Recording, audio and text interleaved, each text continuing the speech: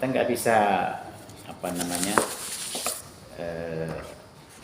menentukan bagaimana pengaruh Sus Jatim itu terhadap perceraian. Kan kita kan nggak pernah mengadakan survei kan. Yang paling tidak kita harus mengadakan penelitian misalnya tidak ke Mahkamah Syariah kan. Kita kan tidak tahu berapa angka perceraian yang di Mahkamah Syariah itu kan. Kemudian Dominus Jatim itu kan terbatas. Kalau memang dilaksanakan di Kemenak ya mungkin 2 hari. 2 hari, 3 hari Pak ya? 3 hari. Kalau kita di kantor ini kan cuman ya kita bilanglah 1 hari. Kita nggak bisa tahu secara detail apakah ada pengaruhnya ya, tapi kami kira itu ada. Tapi ya, kecil kemungkinannya ya. Tapi kalau dia dibuat secara keberlanjutan gitu Pak, misalnya kan ini kan mereka bimbingan, tentu pada saat bimbingan itu kita katakan pada mereka tentang bagaimana menanam keimanan, bagaimana membina keluarga yang baik. Jadi setelah itu gimana menurut Bapak kalau mereka ini kita arahkan ke pengajian-pengajian misalnya di masjid-masjid gitu? Ya, sah-sah saja, boleh-boleh saja. Tapi itu kan bagi yang mau kan, dia tidak mau kan. Jadi sah-sah saja. Ya paling tidak ya, mereka ada penambahan-penambahan ya. Kalau tidak pun misalnya ke pengajian-pengajian kan bisa membeli buku-buku yang tipis-tipis saja yang singkat. Ya paling tidak pemahaman orang itu walaupun tidak secara detail ya paling tidak ada pemahaman orang itu bagaimana ya tanggung jawab rumah tangga, kemudian pengaruh ibadah terhadap perceraian itu kan ada kan. Karena ya ibadah itu kan melatih kita untuk sabar misalnya, tidak emosional kan gitu. Cuman itulah mungkin ya, kalau ya tidak setiap individu itu mah itu kan ada satu dua kan. Makanya kita penarahkan ya kalau misalnya waktu mereka kita sampaikan itu ya walaupun sudah diberikan bimbingan ya paling tidak ya apa namanya belajarlah bagaimana biar rumah tangga yang baik itu. Malah kita sampaikan jangan tinggalkan orang tua yang di kampung. Kalau ada misalnya pertengkaran rumah tangga ya jangan main usir banyak itu. Selesaikan secara bijak. Cek dulu.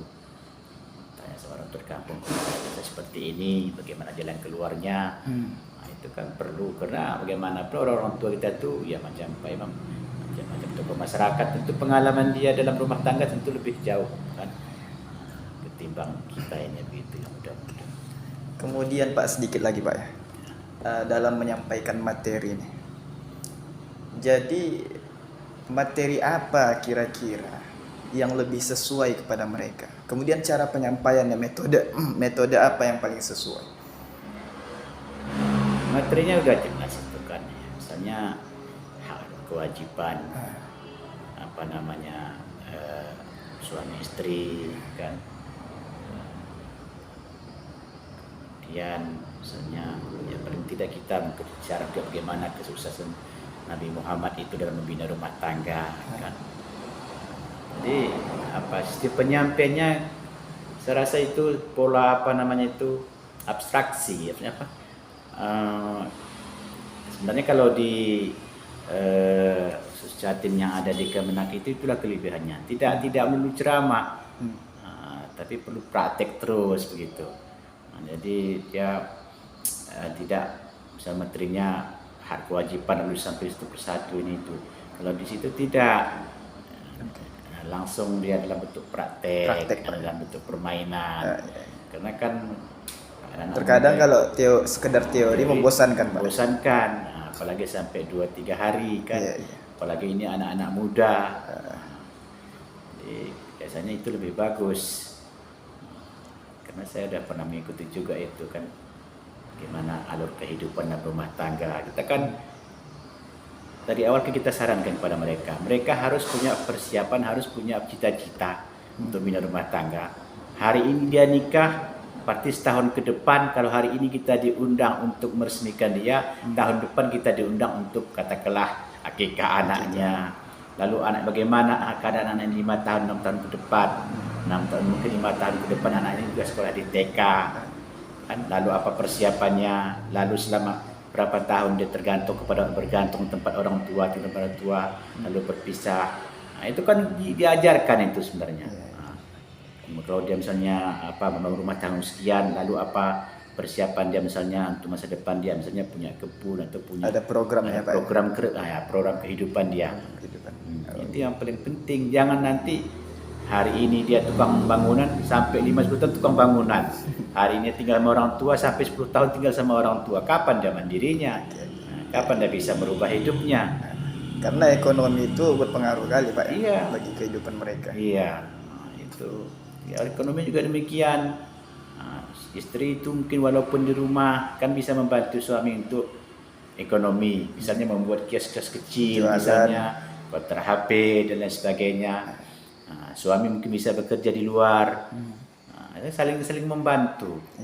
Jadi semuanya itu harus terprogram dalam jangka sekian tahun kita bisa ini, dalam sekian tahun kita punya ini. Berarti intinya harus ada program, Pak, dalam membina rumah tangga. Iya, ada. Oke, terakhir Pak, terakhir kalinya Pak. Ini Pak, saya kan ada tugas latsar ini. Jadi kemarin saya ambil isunya. Pertama, tingginya angka perselingkuhan. Iya. Tapi ada saran dari kawan-kawan, takut ada yang tersinggung. Iya. Saya ganti isunya, tingginya angka perceraian di Kota Sumber Salam. Nah, pemecahan